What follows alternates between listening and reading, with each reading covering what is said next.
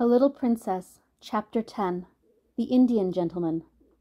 But it was a perilous thing for Ermengarde and Lottie to make pilgrimages to the attic.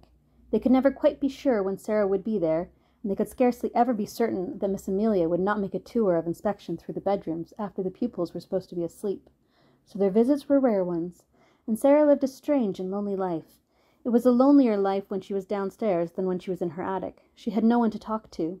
And when she was sent out on errands and walked through the streets, a forlorn little figure carrying a basket or a parcel, trying to hold her hat on when wind was blowing, and feeling the water soak through her shoes when it was raining, she felt as if the crowds hurrying past made her loneliness greater. When she had been the Princess Sara, driving through the streets in her brougham, or walking, attended by Mariette, the sight of her bright, eager little face and picturesque coats and hats had often caused people to look at her. A happy, beautiful, cared-for little girl naturally attracts attention. Shabby, poorly dressed children are not rare enough and pretty enough to make people turn around to look at them and smile. No one looked at Sara in these days, and no one seemed to see her as she hurried along the crowded pavement. She had begun to grow very fast, and as she was dressed only in such clothes as the plainer remnants of her wardrobe would supply, she knew she looked very queer indeed. All of her valuable garments were disposed of, and such she had been left with for her use was expected to wear so long she could put them on at all. Sometimes when she passed a shop window with a mirror in it, she almost laughed outright at catching the glimpse of herself, and sometimes her face went red, and she bit her lip and turned away. In the evening, when she passed houses whose windows were lit up, she looked into the warm rooms and amused herself by imagining things about the people she saw sitting before the fires or about the tables. It was always interest to her to catch glimpses of the rooms before the shutters were closed. There were several families in the square in which Miss Minchin lived, with which she had become familiar in quite a way of her own. The one she liked best she called the large family. She called it the large family not because the members of it were big, for indeed most of them were little, but because there were so many of them.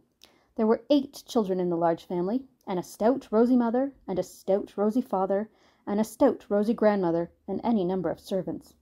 The 8 children were always being taken out to walk or to ride by comfortable nurses, or they were given to drive with their mamma, or they were flying to the door in the evening to meet their papa and kiss him and dance around him and drag off his overcoat and look in the pocket for packages, or they were crowding the nursery windows and looking out and pushing each other and laughing. In fact, they were always doing something enjoyable, and suited to the tastes of a large family. Sara was quite fond of them, and had given them names out of a book, quite romantic names.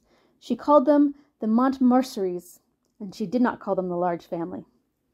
The fat, fair baby with a lace cap was Ethelberta Beauchamp Montmorency, and the next baby was Violet Clomeldelie Montmorency, and the little boy who could just stagger and had such round legs was Sidney Cecil Vivian Montmorency. And then came Lillian Evangeline Maud Marian, Rosalind Gladys, Guy Clarence, Veronica Justissa, and Claude Harold Hector. One evening a very funny thing happened, though perhaps in one sense it was not a funny thing at all. Several of the Montmorencies were evidently going to a children's party, and just as Sara was about to pass the door, they were crossing the pavement to get into the carriage which was waiting for them. Veronica Justissa and Rosalind Gladys, in white lace frocks and lovely sashes, had just gotten in, and Guy Clarence, aged 5, was following them. He was such a pretty fellow, and such rosy cheeks and blue eyes, and such darling little round head covered with curls, that Sara forgot her basket and shabby cloak altogether. In fact, she forgot everything but that she wanted to look at him for a moment, so she paused and looked. It was Christmas time, and the large family had been hearing many stories about children who were poor, and had no mammas and papas to fill their stockings, and to take them to the pantomime, children who were, in fact, cold and thinly clad, and hungry. In the stories, kind people, sometimes little boys and girls with their tender hearts, invariably saw the poor children and gave them some money, or rich gifts, or took them home to beautiful dinners. Guy Clarence had been affected to tears that very afternoon by reading of such a story, and he had burned with a desire to find such a poor child and give her a 6pence he possessed, and thus provide for her for life. An entire 6pence, he was sure, would mean affluence for evermore. And he crossed the strip of red carpet laid across the pavement from the door to the carriage. He had this very 6pence in his pocket of his very short man-o'-war trousers, and just as Rosalind Gladys got into the vehicle and jumped up on the seat in order to feel the cushion spring under her, he saw Sara standing on the wet pavement in her shabby frock and hat, with her old basket on her arm, looking at him hungrily. He thought that her eyes looked hungry because perhaps she had had nothing to eat for a long time. He didn't know that they looked so because she was hungry for the warm, merry life his home held, and his rosy face spoke of, and that she had a hunger wish to snatch him in her arms and kiss him. He only knew that she had big eyes and a thin face and thin legs and a common basket and poor clothes, and so he put his hand in his pocket, found his sixpence, and walked up to her. "Here, poor little girl," he said. "Here's a sixpence. I will give it to you." Sara started, all at once, and realized that she looked exactly like the poor children she had seen in her better days, waiting on the pavement to watch her as she got out of the carriage. And she had given them pennies many a time. Her face went red, and then it went pale, and for a second she felt as if she could not take the dear sixpence.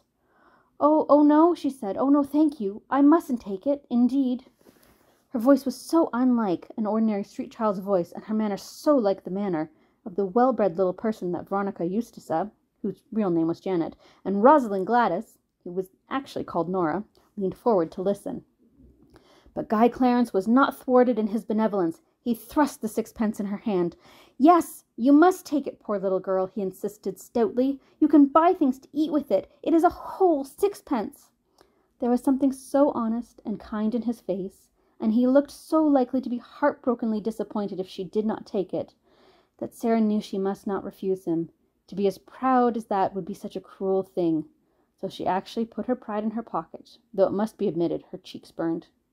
"Thank you," she said. "You are a kind, kind, darling little thing." And he scrambled joyfully into the carriage, and she went away, trying to smile, though she caught her breath quickly, and her eyes were shining through the mist. She had known that she looked odd and shabby, but until now she had not known that she might be taken for a beggar. As the large family's carriage drove away, the children inside were talking with interested excitement. "Oh, Donald," this was Guy Clarence's name, Janet exclaimed alarmedly. "Why did you give that little girl your sixpence? I'm sure she's not a beggar." "She didn't speak like a beggar," cried Nora, "and her face didn't really look like a beggar's face. Besides that, she didn't beg," said Janet. "I was afraid she might be angry with you. You know, it makes people angry to be taken for beggars when they're not beggars." "She wasn't angry," said Donald, a trifle dismayed, but still firm. "She laughed a little, and she said I was kind, kind, darling little thing. And I was. It was my whole sixpence."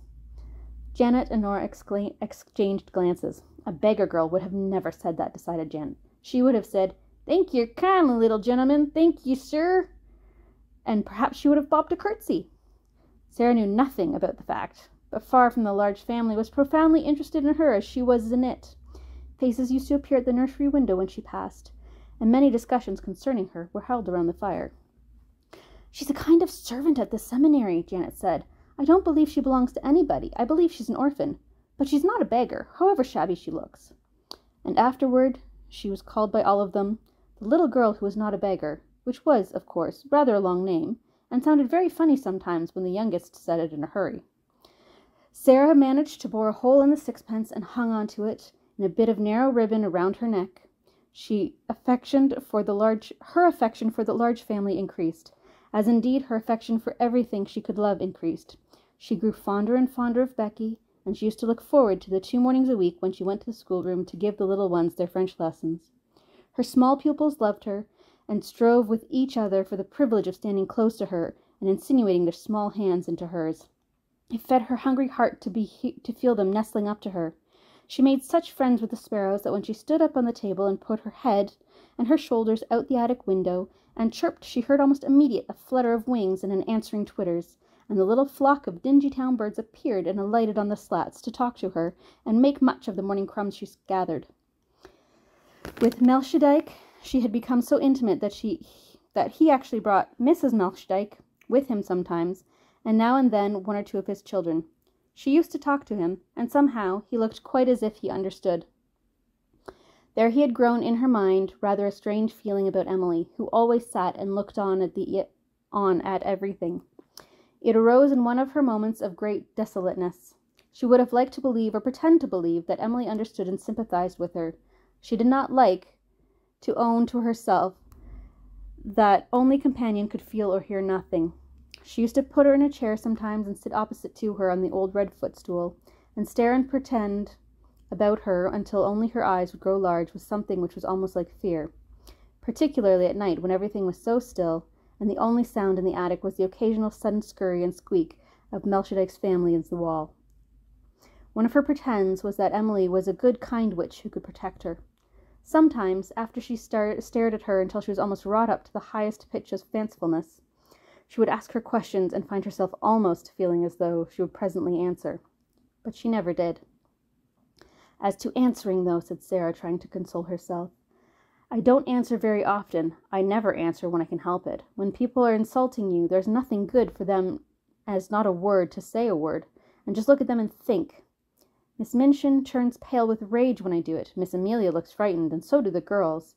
When you will not fly into a passion, people know you are stronger than they, and because you are strong enough to hold in your rage, and they are not, and they say stupid things they wish they hadn't said afterwards. There is nothing so strong as rage, except what makes you hold it in. That's stronger. It's a good thing not to answer your enemies. I scarcely ever do. Perhaps Emily is more like me than I am like myself. Perhaps she would rather not answer her friends even. She keeps it all in her heart." But though she tried to satisfy herself with these arguments, she didn't find it easy. When after a long hard day, in which she had been sent here and there, sometimes on long errands through the cold and rain and wind, and she came in wet and hungry and was sent out again because no one chose to remember that she was only a child, and that her slim legs might be tired and her small body might be chilled, when she had only been given harsh words and cold slighting looks for thanks, when the cook had been vulgar and insolent, when Miss Minchin had been in her worst mood, when she had seen the girls sneering among themselves at her shabbiness, then she was not always able to comfort her sore, proud, desolate heart with fancies when Emily merely sat upright in her old chair and stared. One of these nights, when she came up to the attic, cold and hungry, with a tempest raging in her young breast, Emily's stare seemed so vacant, her sawdust legs and arms so inexpressive, that Sara lost all control over herself. There was nobody but Emily, no one in the world, and there she sat. "I shall die presently," she said at first. Emily simply stared. "I cannot bear this," said the poor child, trembling. "I know I shall die. I am cold, I am wet, I am starving to death. I've walked 1,000 miles today, and they have done nothing but scold me from morning until night. And because I could not find that last thing the cook sent for me, they would not give me any supper. Some men laughed at me because my old shoes made me slip down in the mud. I am covered with mud now, and they laughed. Do you hear?" She looked at the staring eyeglass and complacent face, and suddenly a sort of heartbroken rage seized her. She lifted her little savage hand and knocked Emily off the chair, bursting into a passion of sobbing.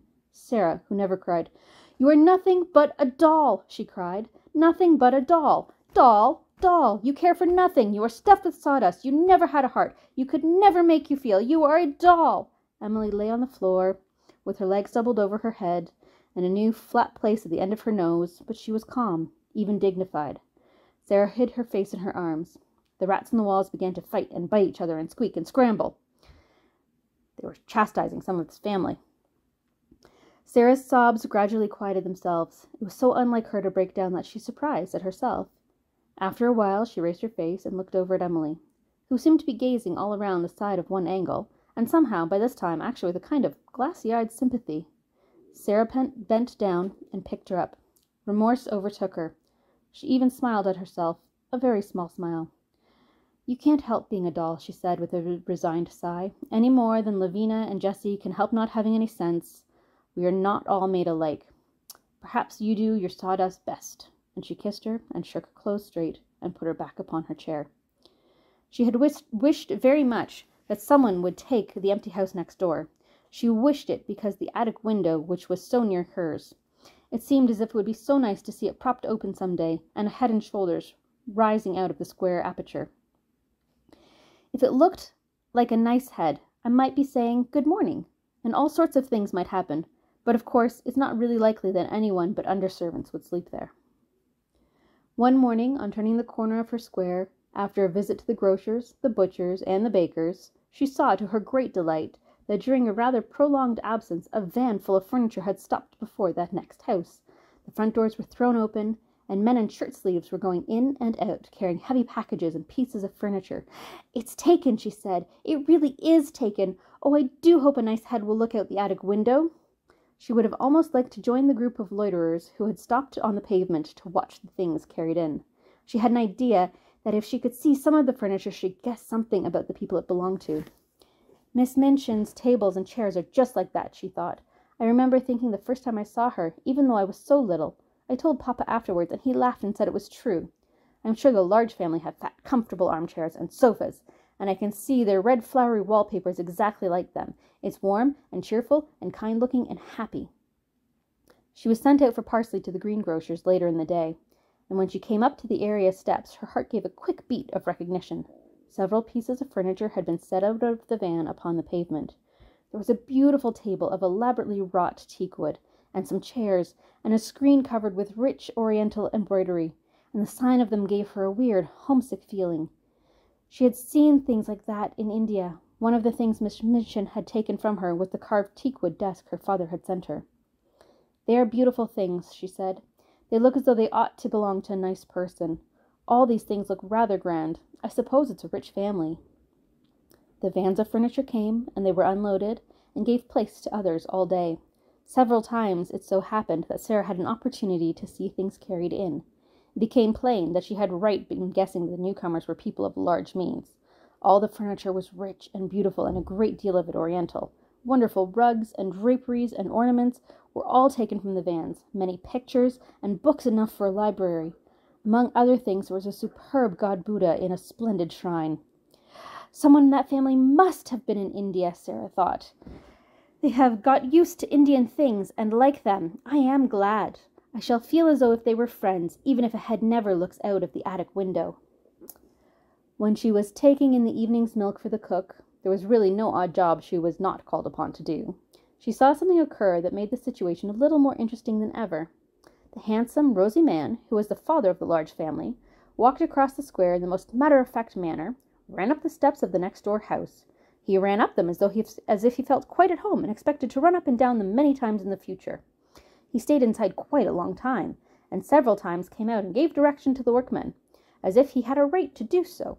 It was quite certain that he was in some intimate way connected with the newcomers, and was acting for them. If the new people have children, Sara speculated, the Large family children will be sure to come play with them, and they might come up to the attic just for fun. At night, after her work was done, Becky came to see her fellow prisoner and bring her news. "It's an Indian gentleman that's come to live next door, miss," she said. "I don't know whether he's a black gentleman or not, but he's an Indian one, and he's very rich, and he's ill, and the gentleman of the Large family is his lawyer, and he's had a lot of horrible trouble, and made a mill, and low in the mind, and he worships idols, miss, and he's an heathen, and he bows down to wood and stone. I've seen an idol being carried in from his workshop. Someone ought to have sent him to track, and you can get track for a penny." Sara laughed a little. "I don't believe he worships that idol," she said. "Some people like to keep them to look at because they're interesting. My papa had a beautiful one, and he didn't worship it." But Becky was rather inclined to prefer to believe that the new neighbour was a heathen, and sounded so much more romantic that he should merely be the kind of ordinary gentleman who went to church with a prayer book. She sat and talked long that night about what it would be like, what his wife would be like if he had one, and what his children would be like if they had children. Sara saw that privately she could not help hope very much that they would all be black and wear turbans, and above all, they, like their parents, would all be heathens. "I've never lived next door to no heathens, miss," she said. "I should like to see what sort of ways they have." It was several weeks before her curiosity was satisfied, and then it was revealed that the new occupant had neither wife nor child. He was a solitary man, with no family at all, and it was evident that he was shattered in health and unhappy in mind. A carriage drove up one day and stopped before the house. When the footman dismounted from the box and opened the door for the gentleman, who was the father of the Large family, got out first. After him there descended a nurse in uniform, and then came down the steps 2 man-servants. They came to assist their master, who, when he was helped out of the carriage, proved to be a man with a haggard, distressed face, and a skeleton body wrapped in furs. He was carried up the steps, and the head of the Large family went in with him, looking very anxious. Shortly afterwards a doctor's carriage arrived, and the doctor went in, plainly to take care of him. "There is such a yellow gentleman next door," Lottie whispered at the French class. "Do you think he's Chinese? The geography says that the Chinese men are yellow." No, no, he isn't, Sarah whispered back. He's very ill. Go on with your exercise, Lottie. Non, monsieur, je n'ai pas le carnet de mon oncle. That was the beginning of the story of the Indian gentleman.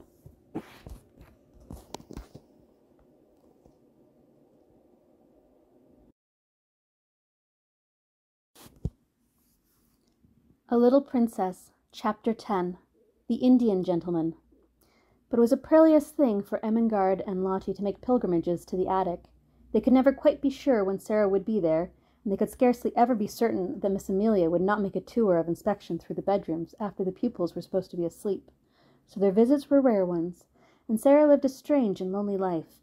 It was a lonelier life when she was downstairs than when she was in her attic. She had no one to talk to, and when she was sent out on errands and walked through the streets, a forlorn little figure carrying a basket or a parcel, trying to hold her hat on when wind was blowing, and feeling the water soak through her shoes when it was raining, she felt as if the crowds hurrying past made her loneliness greater.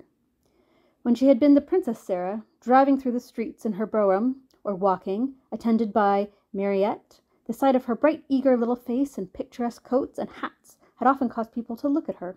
A happy, beautiful, cared-for little girl naturally attracts attention.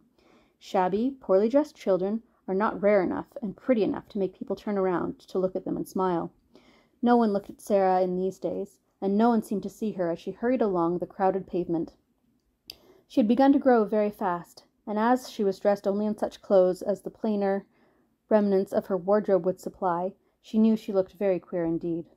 All of her valuable garments were disposed of, and such she had been left with for her use was expected to wear so long she could put them on at all. Sometimes when she passed a shop window with a mirror in it, she almost laughed outright at catching the glimpse of herself, and sometimes her face went red, and she bit her lip and turned away. In the evening, when she passed houses whose windows were lit up, she looked into the warm rooms and amused herself by imagining things about the people she saw sitting before the fires or about the tables. It was always interest to her to catch glimpses of the rooms before the shutters were closed.